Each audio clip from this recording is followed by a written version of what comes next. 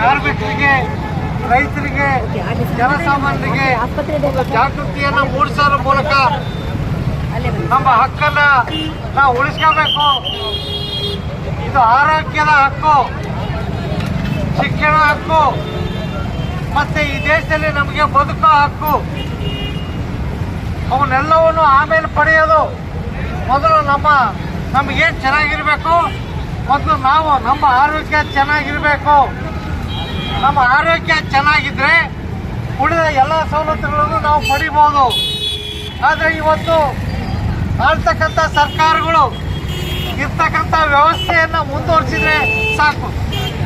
ಈ ಹಿಂದಿನ ಸರ್ಕಾರದ ಪ್ರತಿನಿಧಿಗಳು ಏನು ಜನರನ್ನ ಮನಸ್ಸಲ್ಲಿ ಇಟ್ಕೊಂಡು ಈ ಜನರಿಗೆ, ರೈತರಿಗೆ, ಕಾರ್ಮಿಕರಿಗೆ ಒಳ್ಳೆಯ ಆರೋಗ್ಯ ಸಿಗಬೇಕು, ಉಚಿತ ಆರೋಗ್ಯ ಸಿಗಬೇಕು ಅಂತಕ್ಕಂಥ ದೃಷ್ಟಿಯಿಂದ ದೇಶಾದ್ಯಂತ ಸರ್ಕಾರಿ ಆಸ್ಪತ್ರೆಗಳನ್ನ ಕಟ್ಟೋದ್ರ ಮೂಲಕ ಅವರ ಜನರ ಅನುಕೂಲಕ್ಕೆ ಜಾರಿಗೆ ತಂದರು.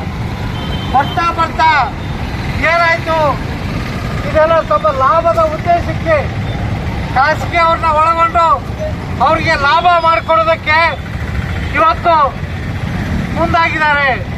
ಇವತ್ತು ಜನರ ಅಭಿವೃದ್ಧಿ, ಜನರ ಆರೋಗ್ಯ, ಜನರ ಶಿಕ್ಷಣ ಇವೆಲ್ಲವನ್ನು ಕೂಡ ಕಡೆಗಣಿಸಿದರೆ ಈ ಸರ್ಕಾರಗಳು. ವಿರೋಧ ಪಕ್ಷದವರು ಅಷ್ಟೇ, ಆಡಳಿತ ಪಕ್ಷದವರು ಅಷ್ಟೇ, ಯಾರು ಬಂದರೂ ಕೂಡ ಇವರೆಲ್ಲರ ನೀತಿಗಳು ಒಂದೇ ಆಗಿವೆ. ಆದ್ರಿಂದ ಇವ್ರು ಯಾರಿಗೂ ಕೂಡ ಜನಪರ ಕಾಳಜಿ ಇಲ್ಲ. ಇಡೀ ದೇಶಾದ್ಯಂತ, ಬರೀ ದಾವಣಗೆರೆ ಒಂದೇ ಅಲ್ಲ, ಇಡೀ ದೇಶಾದ್ಯಂತ ಆಳ್ತಕ್ಕಂಥವ್ರಿಗೆ ಯಾರಿಗೂ ಕೂಡ ಜನಪರ ಕಾಳಜಿ ಇಲ್ಲ. ಇವತ್ತು ಜನ ಜಾಗೃತಿ ಆಗಬೇಕು, ಜನರು ಬೀದಿಗಿಳಿದು ಹೋರಾಟವನ್ನು ಮಾಡಬೇಕು. ಆಗ ಮಾತ್ರ ಈ ಒಂದು ಜನಪ್ರತಿನಿಧಿಗಳಿಗೆ, ಆಗ್ತಕ್ಕಂಥ ಸರ್ಕಾರಕ್ಕೆ ನಾವೇನಾದರೂ ಬಿಸಿ ಮುಟ್ಟಿಸೋದ್ರ ಮೂಲಕ ಈ ಜನ ಜಾಗೃತಿ ಆಗಿದ್ದಾರೆ, ನಾವು ಬೇಕಾಬಿಟ್ಟಿ ತೀರ್ಮಾನ ತಗೊಂಡ್ರೆ ಜನ ಸಹಿಸೋದಿಲ್ಲ, ನಮ್ಮನ್ನು ಹಿಮ್ಮೆಟ್ಟಿಸ್ತಾರೆ, ನಮ್ಮನ್ನ ಆಡಳಿತದಿಂದ ಮನೆ ಕಳಿಸ್ತಾರೆ ಅಂತಕ್ಕಂಥ ಒಂದು ಜಾಗೃತಿ ಅವರಿಗೆ ಮುಟ್ಟವರಿಗೂ ಕೂಡ ನಮ್ಮ ಹೋರಾಟ ಗಟ್ಟಿಯಾಗಿ ಬೀದಿಗಿಳಿದು ಅವರಿಗೆ ಬಿಸಿಯನ್ನು ಮುಟ್ಟಿಸ್ತಕ್ಕಂಥ ದಿಕ್ಕಿನಲ್ಲಿ ನಮ್ಮ ಹೋರಾಟ ಸಾಗಬೇಕು. ಇವತ್ತು MP ಗಳು, MLAಗಳು ಯಾರಪ್ಪ ಇದ್ದಾರೆ ಅಂದ್ರೆ ಎಲ್ಲ ಶಿಕ್ಷಣ ಸಂಸ್ಥೆಗಳನ್ನ ಕಟ್ಟಿರೋರು, 4 ಶುಗರ್ ಫ್ಯಾಕ್ಟರಿಗಳನ್ನ ಹೊಂದಿರೋರು. ಇಂಥವ್ರು MLA MP ಗಳಾದ್ರೆ ಇವ್ರಿಗೆ ಸಾಮಾನ್ಯ ಜನರ ಬಗ್ಗೆ ಏನು ಕಾಳಜಿ ಇರುತ್ತೆ? ಇವ್ರಿಗೆ ಎಲ್ಲೇ ಕಾಳಜಿ ಇರುತ್ತೆ? ಇವ್ರಿಗೆ ಉಚಿತ ಶಿಕ್ಷಣ ಕೊಡ್ತಾರ, ಉಚಿತ ಆರೋಗ್ಯ ಕೊಡ್ತಾರ, ಉಚಿತ ಮನೆಗಳನ್ನ ಕೊಡ್ತಾರ? ಇದ್ರ ಬಗ್ಗೆ ಯಾವುದಕ್ಕೂ ಕೂಡ ಅವ್ರಿಗೆ ಕಾಳಜಿ ಇಲ್ಲ. ಇವತ್ತು ಅವ್ರಿಗೆ ಅವ್ರ ಮುಂದೆ ಏನು ಕಾಣ್ತಾ ಇದೆ? ನಮ್ಮ ಜನರ ಬಡತನವನ್ನ ಬಂಡವಾಳ ಮಾಡ್ಕೊಂಡು ಇವತ್ತು ಚುನಾವಣೆಗಳಲ್ಲಿ ಈ ಜನರಿಗೆ ಪುಡಿಗಾಸನ್ನ ಕೊಟ್ಟು ಆಮಿಷಕ್ಕೆ ಒಳಗಾಗಿರೋದ ಒಂಥರ ಜಾತಿಯ ನಶೆ, ಧರ್ಮದ ನಶೆಯಲ್ಲಿ ತೇಲಾಡಿಸಿ ಚುನಾವಣೆ ಸಂದರ್ಭದಲ್ಲಿ ನಮ್ಮ ಹಕ್ಕನ್ನ ನಾವು ಮರೆಯೋ ಹಾಗೆ ಮಾಡ್ತಾರೆ. ಧರ್ಮದ ನಶೆಯಲ್ಲಿ ತೇಲೋ ಹಾಗೆ ಮಾಡ್ತಾರೆ, ಜಾತಿಯ ಹೆಸರಿನಲ್ಲಿ ತೇಲೋ ಹಾಗೆ ಮಾಡ್ತಾರೆ. ಅವನ್ನೆಲ್ಲವನ್ನು ಮರೆಸಿ ಚುನಾವಣೆ ಸಂದರ್ಭದಲ್ಲಿ ನಮಗೆ ಜನರಿಗೆ ಮರಳು ಮಾಡಿ ಪುಡಿಗಾಸನ್ನ ಕೊಟ್ಟು ನಮ್ಮ ಮತವನ್ನ ಅವರು ಚಲಾಯಿಸಿಕೊಂಡು ನಮ್ಮನ್ನ ಮತ್ತು ಬೀದಿ ಪಾಲು ಮಾಡ್ತಾ ಇದ್ದಾರೆ, ನಮ್ಮ ಹಕ್ಕುಗಳನ್ನ ಕಸಿತಾ ಇದ್ದಾರೆ. ಇದು ಸ್ವತಂತ್ರ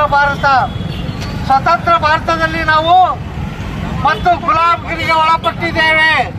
ಮತ್ತು ನಮ್ಮದೇ ಜನಗಳ ಆಡಳಿತ ಇದ್ರು ಕೂಡ ನಾವು ಗುಲಾಮಗಿರಿಯಲ್ಲಿದ್ದೇವೆ.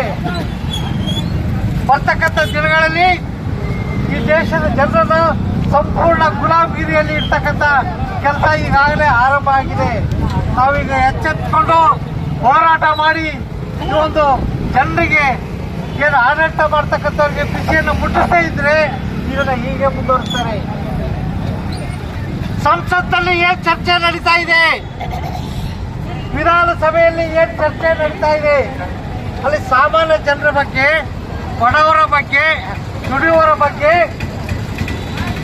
ರೈತರ ಬಗ್ಗೆ, ಮಹಿಳೆಯರ ಬಗ್ಗೆ ಏನಾದರೂ ಚರ್ಚೆ ನಡೀತಾ ಇದೆಯಾ? ಎಲ್ಲ ಅವ್ರದೇ ಸಮಸ್ಯೆಗಳು. ಅವ್ರ ಮೇಲೆ ಇವ್ರ ಆರೋಪ, ಇವ್ರ ಮೇಲೆ ಅವನ ಆರೋಪ. ಅಬಕಾರಿ ಇಲಾಖೆಯಲ್ಲಿ 6,000 ಕೋಟಿ ಲಂಚ ತಿನ್ನ ಅಂತ ವಿರೋಧ ಪಕ್ಷರು ಅಲ್ಲೇನು ಆಗಿಲ್ಲ ಅಂತ ಹೇಳಿ, ಆಡಳಿತ ಪಕ್ಷರು ಇದಕ್ಕೆ ಒಂದು ವಾರಗಟ್ಟಲೆ ಚರ್ಚೆನ ಇದಕ್ಕೆ ಕಳೆದ್ರೆ ಮತ್ತೆ ಜನರ ಸಮಸ್ಯೆ ಬಗ್ಗೆ ನೀವು ಯಾವಾಗ ಚರ್ಚೆ ಮಾಡ್ತೀರಿ? ಮುಖ್ಯಮಂತ್ರಿಗಳೇ, ವಿರೋಧ ಪಕ್ಷದ ನಾಯಕರೇ, ನಿಮ್ಮ ಜವಾಬ್ದಾರಿ ಏನು? ಏನೋ ನೇಪಾಳದಲ್ಲಿ ಆಯ್ತು, ಇನ್ನು ಬೇರೆ ಬೇರೆ ದೇಶದಲ್ಲಿ ಆಯ್ತು, ಆ ಥರ ಘಟನೆಗಳು ಆಗೋದಕ್ಕೆ ತಾವು ಅವಕಾಶ ಕೊಡಬಾರ್ದು. ಕಿಂಚಿತ್ತಾದ್ರೂ ಜನರ ಬಗ್ಗೆ ಕಾಳಜಿಯನ್ನು ವಹಿಸಿ ಇವತ್ತು ದುಡಿತಕ್ಕಂಥ ಜನರಿಗೆ, ರೈತರಿಗೆ, ಮಹಿಳೆಯರಿಗೆ ಏನು ಬೇಕು, ಏನು ಬೇಡ ಅಂತಕ್ಕಂಥ ಬಗ್ಗೆ ನೀವು ವಿಧಾನಸಭೆಯಲ್ಲಿ ಚರ್ಚೆ ಮಾಡಿ. ಇವತ್ತು ಬರೀ ನಿಮ್ಮ ಉಳಿವಿಗೆ, ನಿಮ್ಮ ಸರ್ಕಾರಿ ಕಾರ್ಖಾನೆಗಳು, ನಿಮ್ಮ ಎಜುಕೇಷನ್ ಸೆಂಟರ್ಗಳು, ಬರೀ ಅವುಗಳ ಉಳಿವಿಗೆ ಮಾತ್ರ ನೀವು ಚರ್ಚೆ ಮಾಡೋದು ಬೇಡ. ಇವತ್ತು ಸಾಮಾನ್ಯ ಜನರ ಬಗ್ಗೆ, ದುಡಿತಕ್ಕಂಥ ಮಹಿಳೆಯರ ಬಗ್ಗೆ ನೀವು ಚರ್ಚೆ ಮಾಡಿ ಜನರ ಉದ್ಧಾರದ ಕೆಲಸಕ್ಕೆ ಮುಂದಾಗಬೇಕು. ಇಲ್ಲದಿದ್ದರೆ ಜನರಿಗೂ ಒಂದು ಕಾಲ ಬರುತ್ತೆ. ಜನ ಜಾಗೃತಿ ಆಗ್ತಾ ಇದ್ದಾರೆ. ಜನರು ಜಾಗೃತಿ ಆಗಿ ನಿಮ್ಮನ್ನು ಎಲ್ಲರನ್ನೂ ಕೂಡ ಮನೆಗೆ ಕಳಿಸೋದಕ್ಕಿಂತ ಮೊದಲೇ ನೀವು ಜನರಿಗೆ ಏನು ಬೇಕು, ಏನು ಬೇಡ ಅಂತಕ್ಕಂಥ ಬೇಡಿಕೆಗಳ ಬಗ್ಗೆ, ಅವರ ಉದ್ಯೋಗದ ಬಗ್ಗೆ, ಅವರ ಶಿಕ್ಷಣದ ಬಗ್ಗೆ, ಅವರ ಆರೋಗ್ಯದ ಬಗ್ಗೆ ತಾವು ಯೋಚನೆ ಮಾಡೋದಕ್ಕೆ ಮುಂದಾಗಬೇಕು. ಮತ್ತು ವಿಶೇಷವಾಗಿ ಇವತ್ತು ಏನಪ್ಪ ಈ ಮಹಿಳೆಯರು, ಬಡ ಮಹಿಳೆಯರು ಯಾಕೆ ಇವತ್ತು ಬೀದಿಗಿಳಿದಿದ್ದಾರೆ? ಏನಿವತ್ತು ಕೈಯಲ್ಲಿ ಪ್ಲೇ ಕಾರ್ಡ್ ಇಟ್ಕೊಂಡು ನಮ್ಮ ಆರೋಗ್ಯ ನಮ್ಮ ಹಕ್ಕು, ಸರ್ಕಾರಿ ಮೆಡಿಕಲ್ ಕಾಲೇಜಿಗೆ ಬಜೆಟ್ ಇಡಿ, ಆರೋಗ್ಯದ ಮಾನವ ಹಕ್ಕು ಕೊಡಿ, ಏನಿವೆಲ್ಲ ಘೋಷಣೆಗಳು?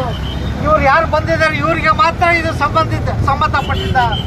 ಇವರು ಇಡೀ ಎಲ್ಲ ಜನ ಸಮುದಾಯದ ಪರವಾಗಿ ಇವರು ಇವತ್ತು ಹೋರಾಟಕ್ಕೆ ಇಳಿದಿದ್ದಾರೆ. ಆದ್ದರಿಂದ ಏನು ದಾವಣಗೆರೆಯಲ್ಲಿ ಮೆಡಿಕಲ್ ಕಾಲೇಜನ್ನು, ಸರ್ಕಾರಿ ಮೆಡಿಕಲ್ ಕಾಲೇಜನ್ನು ಸ್ಥಾಪನೆ ಮಾಡೋದಕ್ಕೆ ಮುಂದಾಗಿದ್ದೀರಿ. ಅದು ಸರ್ಕಾರಿ ಮೆಡಿಕಲ್ ಕಾಲೇಜ್ ಆಗಿ ಮಾತ್ರ ಉಳಿಬೇಕು. ಅದಕ್ಕೆ ಖಾಸಗಿ ಸಹಭಾಗಿತ್ವ ಬೇಡವೇ ಬೇಡ. ಖಾಸಗಿಯವರಿಗೆ ಅದನ್ನು ಕೊಳ್ಳೇಬಾರ್ದು. ಸಂಪೂರ್ಣ ಸರ್ಕಾರಿ ಮೆಡಿಕಲ್ ಕಾಲೇಜಿಗೆ ಅದು ಬರಬೇಕು. ಆ ಒಂದು ಕಾರಣಕ್ಕಾಗಿಯೇ ಈ ಒಂದು ನಮ್ಮ ಹೋರಾಟ. ಆದ್ರಿಂದ ಈಗಾಗಲೇ ಬಿಜಾಪುರದಲ್ಲಿ ಹಲವಾರು ತಿಂಗಳುಗಟ್ಟಲೆ ಅಲ್ಲಿ ಏನು ಹೋರಾಟ ಮಾಡಿದ್ರು, ಅಲ್ಲಿ ಹೋರಾಟ ತೀವ್ರತೆಯನ್ನು ಪಡಿತು.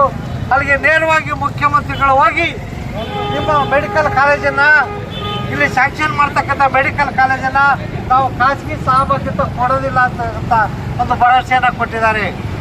ಯಾಕಪ್ಪ ಅಲ್ಲಿ ಒಂದಕ್ಕೆ ಅದನ್ನು ಸೀಮಿತ ಮಾಡ್ತೀರಾ?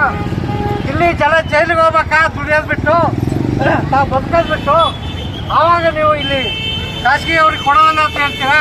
ನಿಮ್ಗೇನಾಗಿದೆ? ಇವತ್ತು ನಿಮಗೆ ಸಾಮಾಜಿಕ ಅರಿವು ಇಲ್ವಾ? ಇಲ್ಲಿ ಏನಾಗ್ತಿದೆ ಅಂತಕ್ಕಂಥ ರಿಪೋರ್ಟ್ ನಿಮಗೆ ಇಲ್ವಾ? ಅದನ್ನು ಮನಗಂಡು ಇದೆಲ್ಲ ರಿಪೋರ್ಟನ್ನು ತರಿಸ್ಕೊಂಡು ದಾವಣಗೆರೆ ಚಿಗಟೇರಿ ಜಿಲ್ಲಾ ಆಸ್ಪತ್ರೆ, ಇಲ್ಲಿ ಬರ್ತಕ್ಕಂಥ ಮೆಡಿಕಲ್ ಕಾಲೇಜ್ ಸಂಪೂರ್ಣ ಜನರ ಆಸ್ತಿಯಾಗಿ ಉಳಿಬೇಕು. ಇವತ್ತು ಕೇವಲ 10 ರೂಪಾಯಿ ಕೊಟ್ಟು ನಮ್ಮ ಆರೋಗ್ಯವನ್ನು ನಾವು ತೋರಿಸ್ಕೊತಾ ಇದ್ದೀವಿ. ನಾಳೆ ಇದು ಖಾಸಗಿ ಆದರೆ ಅವರು 100 ರೂಪಾಯಿ ಮಾಡ್ಬೋದು, ಬರೀ ತೋರಿಸೋಕ್ಕೆ ಚೀಟಿ 200 ಮಾಡ್ಬೋದು, 300 ಮಾಡ್ಬೋದು. ಇವತ್ತು ಸಾಕಷ್ಟು ಲೋಡ್ಗಟ್ಟಲೆ ಔಷಧಿ ಗುಳಿಗೆಗಳು ಸರ್ಕಾರದಿಂದ ಸಪ್ಲೈ ಆಗ್ತಾ ಇದ್ರು ಕೂಡ ಇವತ್ತು ಹೊರಗಡೆ ಚೀಟಿ ಬರ್ಕೊಡ್ತಕ್ಕಂಥ ಒಂದು ಚಟ ನಮ್ಮ ಆರೋಗ್ಯಾಧಿಕಾರಿಗಳಿಗೆ ಇವತ್ತು ರೂಢಿಯಾಗಿದೆ. ಯಾಕಪ್ಪ ಲೋಡ್ಗಟ್ಟಲೆ ಅಲ್ಲಿ ಕೊಳ್ತಾ ಬಿದ್ದಿದ್ದಾವು, ಅವೆಲ್ಲ ಎಕ್ಸ್ಪೈರಿ ಡೇಟ್ ಆಗಿ ಕಸದ ಬುಟ್ಟಿಗೆ ತಿಪ್ಪೆಗೆ ಇಸ್ತೀರಿ. ಯಾಕೆ ಅವರ ಜನರಿಗೆ ಕೊಡೋದಿಲ್ಲ ನೀವು? ಅವರ ಜನರಿಗೆ ಕೊಡೋದಕ್ಕೆ ನಿಮ್ಗೆ ಏನಾಗಿದೆ ದಾರಿ? ಅದು ಸಾರ್ವಜನಿಕ ಟ್ಯಾಕ್ಸ್ ಇಂದ ಖರೀದಿ ಮಾಡಿರ್ತಕ್ಕಂಥ ಔಷಧಿ ಗುಳಿಗೆಗಳು.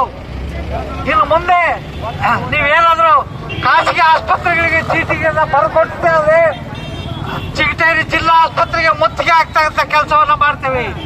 ವೈದ್ಯಾಧಿಕಾರಿಯನ್ನ RMO ಯಾರಿದ್ದಾರೆ ಅವ್ರನ್ನ ನಾವು ಪ್ರೊಟೆಸ್ಟ್ ಮಾಡ್ತಕ್ಕಂಥ ಕೆಲಸವನ್ನ ಮುಂದಿನ ದಿನಗಳಲ್ಲಿ ಮಾಡ್ತೀವಿ. ಒಂದೇ ಒಂದು ಬಿಳಿ ಚೀಟಿಯನ್ನ ಯಾವುದೇ ಡಾಕ್ಟ್ರು ರೋಗಿಗಳಿಗೆ ಬರ್ಕೊಡ್ಬಾರ್ದು, ಆ ಒಂದು ಒತ್ತಾಯ ನಮ್ದು. ಅದರಿಂದ ಇವತ್ತೇನು ಇದು 2ನೇ ಹಂತದ ಹೋರಾಟ. 2022ರಲ್ಲಿ ಏನು ನಮ್ಮ ಹೋರಾಟ ಚಿಗಟೇರಿ ಜಿಲ್ಲಾ ಆಸ್ಪತ್ರೆ ಮುಂದೆ ನಾವು ಧರಣಿ ಮಾಡುವ ಮೂಲಕ ಸರ್ಕಾರಕ್ಕೆ ಎಚ್ಚರಿಕೆಯನ್ನು ಕೊಟ್ಟಿದ್ವಿ. ಅದನ್ನು ಕಡೆಗಣಿಸಿ ತಮ್ಮ ಹಠಮಾರಿತನ ತಮ್ಮ ಉದ್ದೇಶ ಈಡೇರಿಸಬೇಕಂತ ಏನು ತಾವು ಹೊರಟಿದ್ದೀವಿ, ಅದನ್ನು ಕೂಡಲೇ ಕೈ ಬಿಡಬೇಕು. ಇವತ್ತು ಆರಂಭ ಆಗಿರೋದು 2ನೇ ಹಂತದ ಹೋರಾಟ. ಇದನ್ನ ಹಳ್ಳಿಗಳಿಗೆ ಒಯ್ತೇವೆ, ಇದನ್ನ ಬೀದಿ ವಾರ್ಡ್ಗಳಿಗೆ ಒಯ್ದು ಜನ ಜಾಗೃತಿಯನ್ನ ಮಾಡಿ ಸರ್ಕಾರದ ವಿರುದ್ಧ ಕೇಂದ್ರ ಮತ್ತು ರಾಜ್ಯ ಸರ್ಕಾರದ ವಿರುದ್ಧ ನಮ್ಮ ಹೋರಾಟ ಪ್ರತಿಭಟನೆಯನ್ನು ಮುಂದುವರಿಸ್ತೀವಿ. ಇದಕ್ಕೆ ಎಲ್ಲ ಸಾರ್ವಜನಿಕರು ತಾವೆಲ್ಲರೂ ಕೂಡ ನಮ್ಮ ಈ ಒಂದು ಪ್ರಗತಿಪರ ಮಹಿಳೆಯರ ಹೋರಾಟಕ್ಕೆ ತಾವು ಕೂಡ ಕೈ ಜೋಡಿಸಬೇಕು ಅಂತಕ್ಕಂಥ ಒಂದು ವಿನಂತಿಯನ್ನು ಮಾಡಿಕೊಂಡು ನಾನು 2 ಮಾತನ್ನ ಮುಗಿಸ್ತೇನೆ. ಮಹಿಳೆಯರ, ದುಡಿಯುವ ಜನರ, ರೈತರ ಹೋರಾಟಕ್ಕೆ ಜಯವಾಗಲಿ. ಸ್ವತಂತ್ರ ಭಾರತದಲ್ಲಿ ಗುಲಾಮಗಿರಿ ಒಪ್ಪುವುದಿಲ್ಲ, ಪಿಪಿಪಿ ದುರ್ನೀತಿ ಒಪ್ಪುವುದಿಲ್ಲ. ಸಿಜಿ ಆಸ್ಪತ್ರೆ ಉಳಿಸಿ, ಆರೋಗ್ಯ ಹಕ್ಕಿನ ಜಾಥಾ ಜಯವಾಗಲಿ.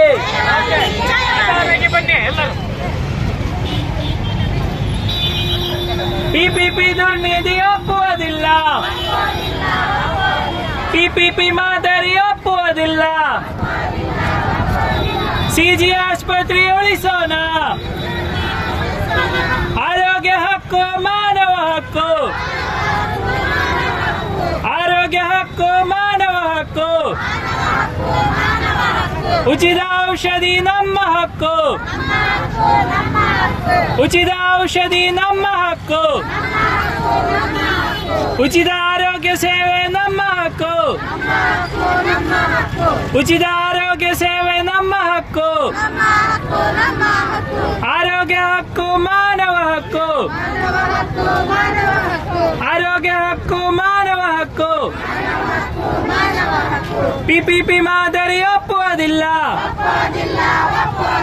ಪಿಪಿಪಿ ಮಾದರಿ ಒಪ್ಪುವುದಿಲ್ಲ. ಪಿಪಿಪಿ ಮಾದರಿ ಬೇಡವೇ ಬೇಡ, ಪಿಪಿಪಿ ಮಾದರಿ ಬೇಡವೇ ಬೇಡ. ಸಿಜಿ ಆಸ್ಪತ್ರೆ ಉಳಿಯಲೇಬೇಕು, ಸಿಜಿ ಆಸ್ಪತ್ರೆ ಉಳಿಸೋಣ. ಪಿಪಿಪಿ ಮಾದರಿ ಬೇಡವೇ ಬೇಡ. ಉಚಿತ ಔಷಧಿ ನಮ್ಮ ಹಕ್ಕು, ಉಚಿತ ಔಷಧಿ ನಮ್ಮ ಹಕ್ಕು. ಸ್ವತಂತ್ರ ಭಾರತದಲ್ಲಿ ಗುಲಾಮಗಿರಿ ಬೇಡವೇ ಬೇಡ, ಸ್ವತಂತ್ರ ಭಾರತದಲ್ಲಿ ಗುಲಾಮಗಿರಿ ಒಪ್ಪುವುದಿಲ್ಲ. ಪಿಪಿಪಿ ದುರ್ನೀತಿಗೆ ಹೇಳಿ ಧಿಕ್ಕಾರ, ಪಿಪಿಪಿ ದುರ್ನೀತಿಗೆ ಹೇಳಿ ಧಿಕ್ಕಾರ. ಆರೋಗ್ಯ ಸಚಿವರಿಗೆ ಹೇಳಿ ಧಿಕ್ಕಾರ, ಆರೋಗ್ಯ ಶಿಕ್ಷಣ ಸಚಿವರಿಗೆ ಹೇಳಿ ಧಿಕ್ಕಾರ, ಆರೋಗ್ಯ ಸಚಿವರಿಗೆ ಹೇಳಿ ಧಿಕ್ಕಾರ.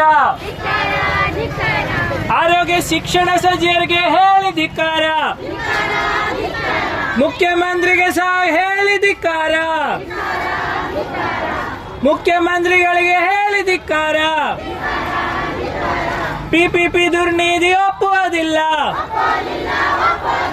ಪಿಪಿಪಿ ದುರ್ನೀತಿ ಒಪ್ಪುವುದಿಲ್ಲ. ಸಿಜಿ ಆಸ್ಪತ್ರೆ ಖಾಸಗೀಕರಣ ಒಪ್ಪುವುದಿಲ್ಲ, ಸಿಜಿ ಆಸ್ಪತ್ರೆ ಖಾಸಗೀಕರಣ ಒಪ್ಪುವುದಿಲ್ಲ. ಆರೋಗ್ಯ ಹಕ್ಕು ಮಾನವ ಹಕ್ಕು, ಆರೋಗ್ಯ ಹಕ್ಕು ಮಾನವ ಹಕ್ಕು. ಉಚಿತ ಔಷಧಿ ನಮ್ಮ ಹಕ್ಕು, ಉಚಿತ ಔಷಧಿ ನಮ್ಮ ಹಕ್ಕು. ಉಚಿತ ಆರೋಗ್ಯ ಸೇವೆಗಳು ನಮ್ಮ ಹಕ್ಕು, ಉಚಿತ ಆರೋಗ್ಯ ಸೇವೆಗಳು ನಮ್ಮ ಹಕ್ಕು. ಪಿಪಿಪಿ ಮಾದರಿ ಒಪ್ಪುವುದಿಲ್ಲ, ಪಿಪಿಪಿ ಮಾದರಿ ಒಪ್ಪುವುದಿಲ್ಲ. ಪಿಪಿಪಿ ಹೆಸರಲ್ಲಿ ಖಾಸಗೀಕರಣ ಒಪ್ಪುವುದಿಲ್ಲ, ಪಿಪಿಪಿ ಹೆಸರಲ್ಲಿ ಖಾಸಗೀಕರಣ ಒಪ್ಪುವುದಿಲ್ಲ. ಸಿಜಿ ಆಸ್ಪತ್ರೆ ಖಾಸಗೀಕರಣ ಒಪ್ಪುವುದಿಲ್ಲ, ಸಿಜಿ ಆಸ್ಪತ್ರೆ ಖಾಸಗೀಕರಣ ಒಪ್ಪುವುದಿಲ್ಲ. ಸಿಬ್ಬಂದಿ ಕೊರತೆ ಭರ್ತಿ ಮಾಡಿ, ಸಿಬ್ಬಂದಿ ಕೊರತೆ ಭರ್ತಿ ಮಾಡಿ. नहीं चलेगा नहीं चलेगा पीपीपी मॉडल नहीं चलेगा. पीपीपी मॉडल नहीं चलेगा. पीपीपी मॉडल नहीं चलेगा. पीपीपी मॉडल नहीं चलेगा. पीपीपी ಮಾದರಿ ಒಪ್ಪುವುದಿಲ್ಲ. ಪಿಪಿಪಿ ಮಾದರಿ ಒಪ್ಪುವುದಿಲ್ಲ. ಬಡವರ ಜೀವನಾಡಿ ಸಿಜಿ ಆಸ್ಪತ್ರೆ ಉಳಿಸೋಣ. ಬಡವರ ಜೀವನಾಡಿ ಸಿಜಿ ಆಸ್ಪತ್ರೆ ಉಳಿಸೋಣ. ಪಿಪಿಪಿ ಹೆಸರಲ್ಲಿ ಖಾಸಗೀಕರಣ ಬೇಡವೇ ಬೇಡ. ಪಿಪಿಪಿ ಹೆಸರಲ್ಲಿ ಖಾಸಗೀಕರಣ ಬೇಡವೇ ಬೇಡ. ಉಚಿತ ಔಷಧಿ ನಮ್ಮ ಹಕ್ಕು. ಉಚಿತ ಔಷಧಿ ನಮ್ಮ ಹಕ್ಕು. ಆರೋಗ್ಯ ಹಕ್ಕು ಮಾನವ ಹಕ್ಕು. ಆರೋಗ್ಯ ಹಕ್ಕು ಮಾನವ ಹಕ್ಕು.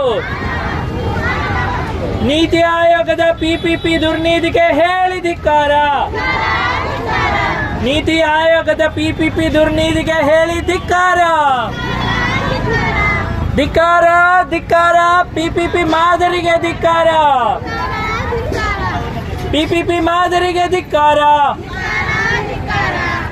ಆರೋಗ್ಯ ಸಚಿವರಿಗೆ ಹೇಳಿ ಧಿಕ್ಕಾರ.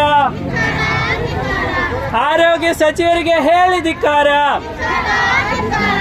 ಆರೋಗ್ಯ ಶಿಕ್ಷಣ ಸಚಿವರಿಗೆ ಹೇಳಿ ಧಿಕ್ಕಾರ. ಆರೋಗ್ಯ ಶಿಕ್ಷಣ ಸಚಿವರಿಗೆ ಹೇಳಿ ಧಿಕ್ಕಾರ. ಸ್ವತಂತ್ರ ಭಾರತದಲ್ಲಿ ಗುಲಾಮಗಿರಿ ಒಪ್ಪುವುದಿಲ್ಲ. ಸ್ವತಂತ್ರ ಭಾರತದಲ್ಲಿ ಗುಲಾಮಗಿರಿ ಒಪ್ಪುವುದಿಲ್ಲ. ಪಿಪಿಪಿ ಹೆಸರಲ್ಲಿ ಖಾಸಗೀಕರಣ ಒಪ್ಪುವುದಿಲ್ಲ. ಸಿಜಿ ಆಸ್ಪತ್ರೆ ಖಾಸಗೀಕರಣ ಒಪ್ಪುವುದಿಲ್ಲ. ರಾಜ್ಯಾದ್ಯಂತ 8 ಜಿಲ್ಲಾ ಆಸ್ಪತ್ರೆಗಳಲ್ಲಿ ಖಾಸಗೀಕರಣ ಒಪ್ಪುವುದಿಲ್ಲ. 8 ಜಿಲ್ಲಾ ಆಸ್ಪತ್ರೆಯಲ್ಲಿ ಖಾಸಗೀಕರಣ ಒಪ್ಪುವುದಿಲ್ಲ. ಪಿಪಿಪಿ ಹೆಸರಿನಲ್ಲಿ ಖಾಸಗೀಕರಣ ಒಪ್ಪುವುದಿಲ್ಲ. ಆರೋಗ್ಯ ಹಕ್ಕು ಮಾನವ ಹಕ್ಕು. ಆರೋಗ್ಯ ಹಕ್ಕು ಮಾನವ ಹಕ್ಕು. ಉಚಿತ ಔಷಧಿ ನಮ್ಮ ಹಕ್ಕು. ಉಚಿತ ಔಷಧಿ ನಮ್ಮ ಹಕ್ಕು. ಉಚಿತ ಆರೋಗ್ಯ ಸೇವೆಗಳು ನಮ್ಮ ಹಕ್ಕು. ಉಚಿತ ಆರೋಗ್ಯ ಸೇವೆಗಳು ನಮ್ಮ ಹಕ್ಕು.